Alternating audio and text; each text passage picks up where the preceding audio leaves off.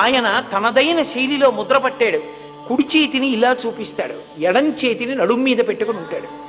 ఇలా ఉండడానికి కారణం, నా పాదములను నమ్మండి.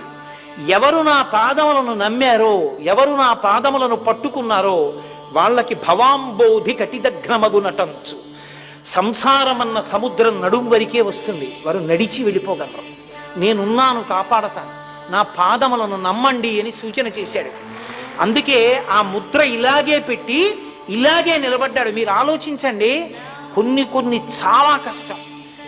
కాసేపు ఇలా రెండు చేతులు ఎత్తి నించోండి, 10 నిమిషాలకు అది ఎంత కష్టమో మీకు అర్థమైపోతుంది.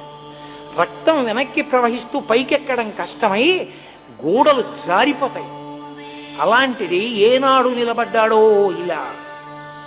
ఇలా నిలబడితే, చెయ్యి ఇలాగే పెడితే మణికట్టు ఎంత నిప్పెడుతుంది.